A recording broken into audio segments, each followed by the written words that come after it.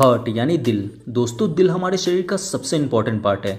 हमारे शरीर में कुछ ऐसे ऑर्गन हैं जिसके बिना हम कुछ दिनों तक जिंदा रह सकते हैं, लेकिन दिल हमारे शरीर का एक ऐसा ऑर्गन है जिसके बिना हम 1 मिनट भी जिंदा नहीं रह सकते हैं।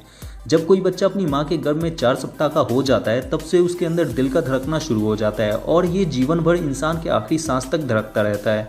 अगर इसने 1 मिनट के लिए भी अपना काम करना बंद कर दिया तो इंसान जिंदा नहीं रह पाता है। आज की इस वीडियो में हम एक अच्छे 3D एनिमेशन की मदद से हमारे दिल के बारे में जानेंगे कि हमारे दिल का हमारे शरीर में क्या काम है और हमारा दिल कैसे काम करता है। नमस्कार दोस्तों, स्वागत है आपका द साइंस न्यूज़ में। तो आइए अब जानते हैं हमारे दिल के बारे में।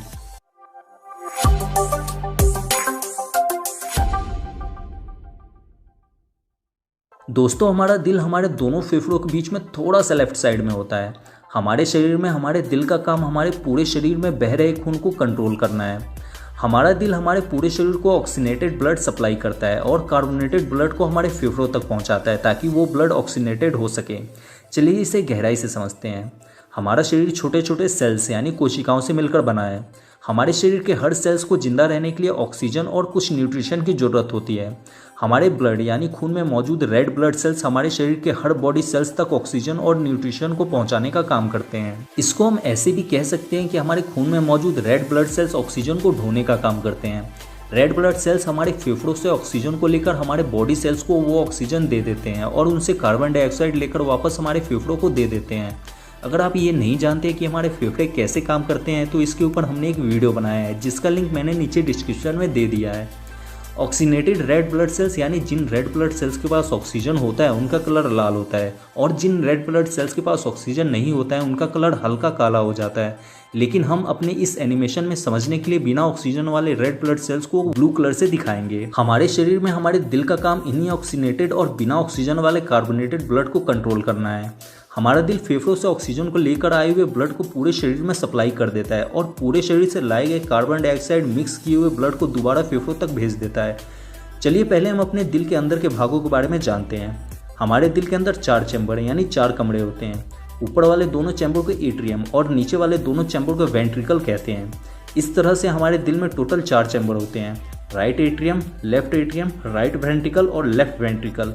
हमारे पूरे शरीर में 2 तरह के ब्लड वेसल्स यानी खून की नली होती है, आर्टरीज यानी धमनी और वेन यानी नसें। इस एनिमेशन में आपको इंसान के शरीर में जो ब्लू कलर की खून की नली दिखाई दे रही है उन्हें वेन यानी नस कहते हैं और जो लाल कलर की खून की नली दिखाई दे रही है उन्हें आर्टरी यानी धमनी कहते हैं। वेन का काम पूरे शरीर से अशुद्ध यानी बिना ऑक्सीजन वाले खून को दिल तक पहुंचाना है और आर्टरी का काम ऑक्सीजन मिक्स किए हुए शुद्ध खून को दिल से पूरे शरीर में पहुंचाना है। हमारे दिल से ऐसी ही बहुत सारी धमनियाँ और नसें जुड़ी हुई होती है। जब हम दिल के अंदर देखेंगे तो हमारे पूरे शरीर से अशुद्ध खून को लाने के लिए दिल से 2 नसें राइट एट्रियम्स में जुड़ी हुई होती है, इन्हें वेन कावा कहते हैं। फिर इस अशुद्ध खून को फेफड़ों तक भेजने के लिए राइट वेंट्रिकल से एक धमनी दिल से बाहर निकल जाती है, इसे पुलमोनरी आर्टरी कहते हैं। फेफड़ों से शुद्ध खून यानी ऑक्सीनेटेड ब्लड को दिल तक पहुंचाने के लिए दिल के लेफ्ट एट्रियम से 4 नसें जुड़ी होती हैं जिन्हें पुलमोनरी वेन कहते हैं।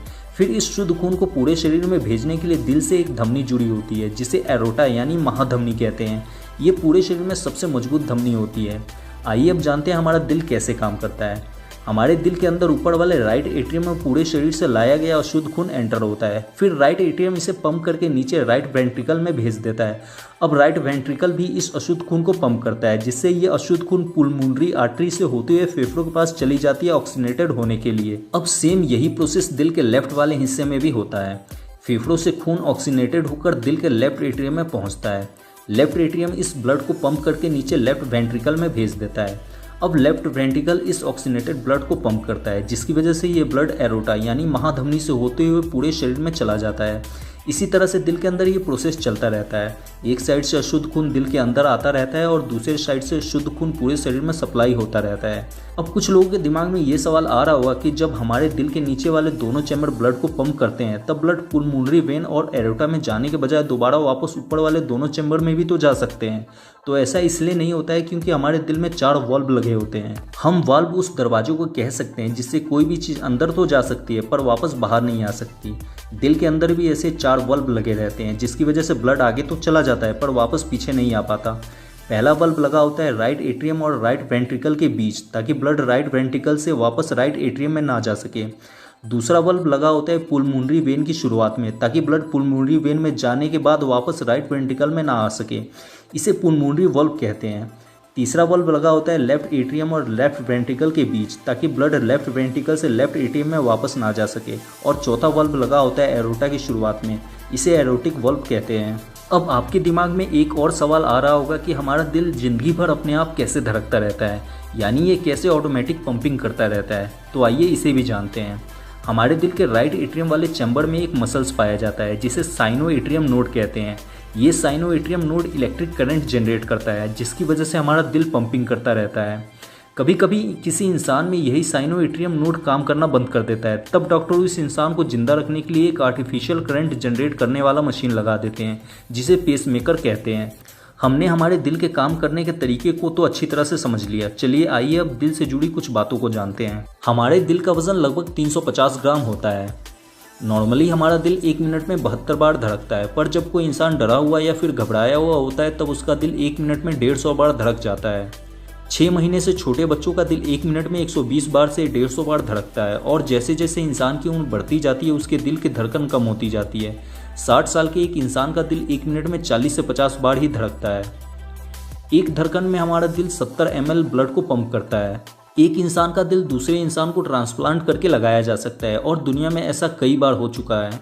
उम्मीद है कि आप हमारे दिल के काम करने के तरीके को अच्छी तरह से समझ चुके होंगे और ये जान गए